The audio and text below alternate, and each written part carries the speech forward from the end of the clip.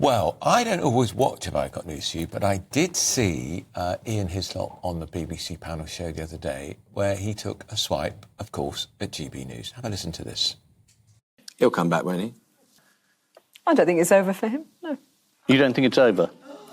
I still think Boris was one of our better Prime Ministers, yeah. I see you selected the audience, you know. The people who don't like Boris or Conservatives, yeah. You can't just say you've selected the audience. You've got no evidence for that, no proof. It's just This isn't GB News.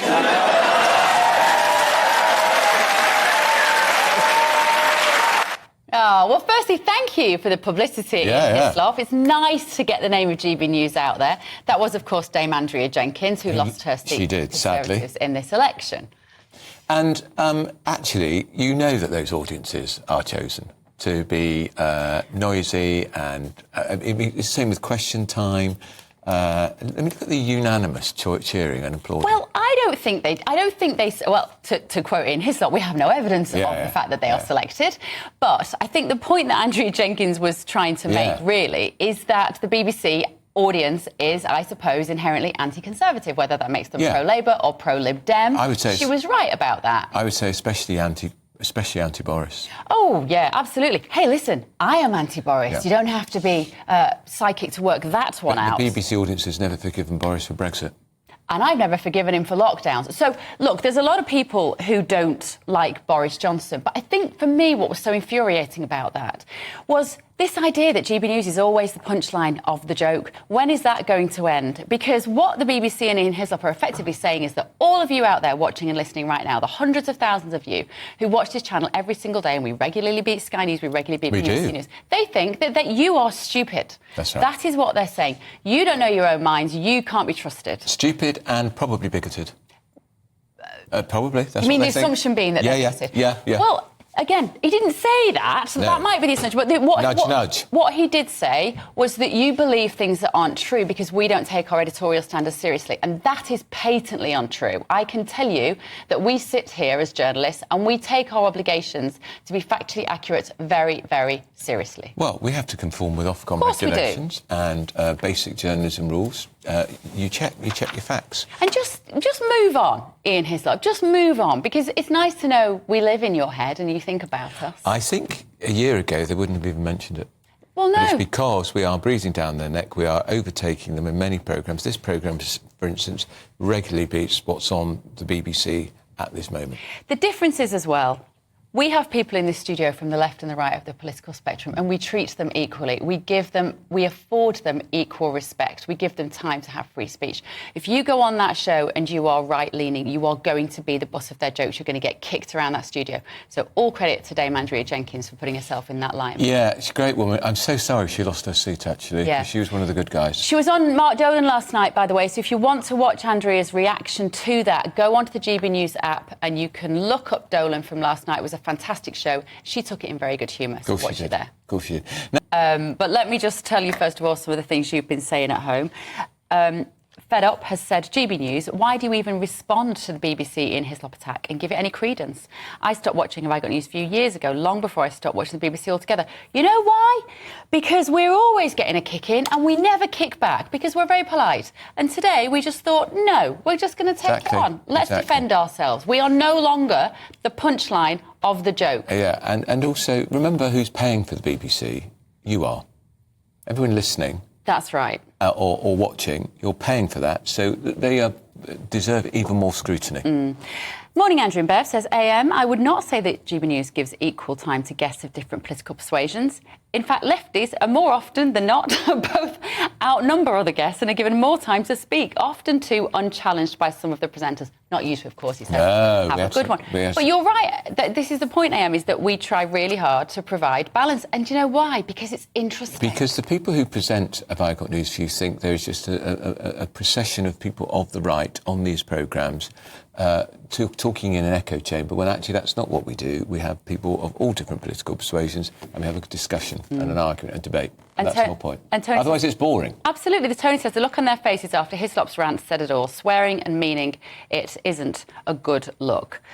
Debbie says a lot of people maybe at Keir's summit, but let's see how many invest. I bet your bottom dollar, most are there just to meet the king. Also, what we have to nail down is the investment that's announced today, how much of it is genuinely new investment, how much of it had not already been agreed. So the P&O investment, which Lou Haig, the Transport Secretary, nearly kissed goodbye to, because she said not only is P&O a rogue company, I've boycotted the company for 2.5 years. And then she said as Transport Secretary, and I urge everybody else watching to do so.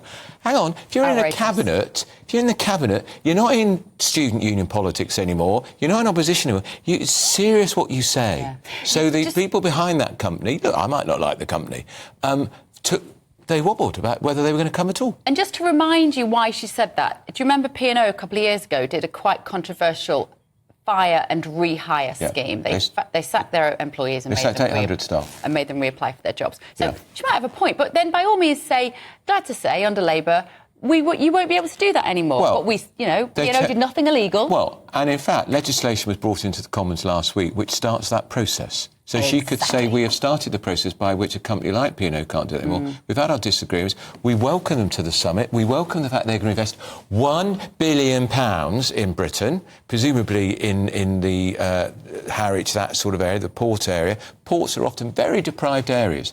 So I think it's really important. But as usual, what we're seeing with this government all the time is that they like to punish people. They've got this really nasty, punitive streak. And whenever they can, they just like to punish, whether it's Bridget Phillipson talking about private school children don't need embossed stationery. I thought what she said about that was the other day was disgusting. And did she say private schools, and their obsession with the embossed stationery? She said, and their AstroTurf pitches. She put that tweet out. Where was she 5.5 hours before she put that tweet out, mocking private schools with their AstroTurf pitches?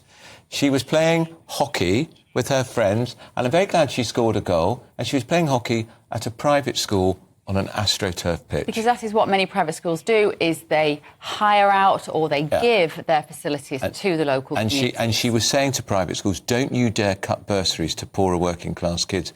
Well, if she's worried about that, don't stick VAT on the fees of private schools, because some of those schools, like where she played her hockey match on Saturday, won't be here in a year's time. Sharon has said, morning Sharon, companies have invested in Britain for centuries. Britain has been open for business forever. Give me a break. This is more hot air from Labour. There was another stat this morning that I've seen that we're going to talk about in the next hour about the fact that not only are the millionaires and billionaires leaving the UK, they're off. A latest research says that 20% of you at home are thinking of leaving the country. When you know where you're going, can you tell us? Because I'm thinking too, actually. But you've said that, I have. Half kind of joking. Half joking that my partner we've often said, where would we go? The Isle of Man's not hot enough. It's definitely not hot enough. Isle of Man's not hot enough. And the Isle of Wight's too close. I like the Isle of Wight. Yeah. I'd go to Isle of Wight. But unfortunately, it's, we're not going far enough, are we? Like Jersey, but again, not quite far enough. I know. And I don't want to live in Monaco. And I don't want to go anywhere because I love this country. Yes, I want to live here, but I just want to live here and feel like I can afford to go to the supermarket. He knows all about political prime ministers. He's the political biographer. He's written so many of the political biographies of our prime ministers. Sir Anthony Selden joins us now. Sir Anthony, morning to you. Look, we've all piled in on Keir Starmer's first 100 days because it's been fraught. Are we, in the media, exaggerating it, or in your view, has it been, he says it's been rocky, rough, bumpy, he says. I think it's been a lot more than that. So, good morning, Andrew. Certainly the voters don't have a high opinion of him, and there have been a whole number of mistakes, including the gloom and including misreading a lot of issues and disappointing people on the right, but more worrying to him on the left of politics. So he clearly has had problems, Andrew, and for all some good things that he did, he handled the riots, remember, very well. A personal favourite for me is the way he's brought in James Timpson on prisons. I mean, that could be very imaginative. Look at the Growth Summit now. I mean, if indeed billions do pour into Britain, that's the kind of thing that Boris Johnson was supposed to do, wasn't he, after Brexit, to bring in billions, trillions of pounds into Britain to get the economy going without the shackles of the EU. I mean, if he can make a reality of all these things, then I think people will forget. I mean, many prime ministers, Margaret Thatcher had it quite difficult early on. I think they'll forget it, but I think if the problems don't go away, if they continue to blame the media and blame others, then I think that will be a mistake. He needs to get his number 10 operation sorted out, start respecting start respecting people again, understanding more what it means to be Prime Minister, and give a sense of optimism, hope, purpose, all those good things to the country. That's the point, because when you think about Sir Anthony, when Blair came in, there was a great wave of support for him. He had a bigger share of the vote. He was optimistic. He was young and telegenic. But Starmer is so dour and dull, and there's no charisma, and you just feel like he's still running the leader. He's still operating as the leader of the opposition rather than Prime Minister. You've got to give hope, Andrew. I mean, all great leaders. It's nearly 90 years since the great American president, Franklin Delano Roosevelt, said that we have, and this was just after the massive interwar depression that was still affecting America. He said, we have nothing to fear but fear itself. And he wasn't spreading fear, he was spreading hope.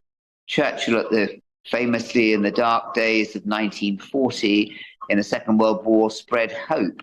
You've got to give hope as a leader, any leader, anywhere. And he can't carry on being this rather dismal figure who doesn't give a sense of mission, hope, and purpose.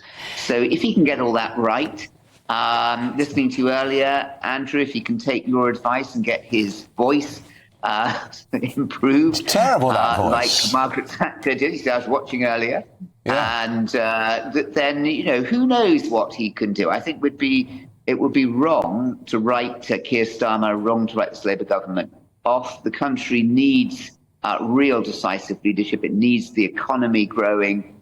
It needs wealth to spread across and enterprise across the whole nation. Let's see. Okay. All right, that's Sir Anthony Selden, political biographer extraordinaire.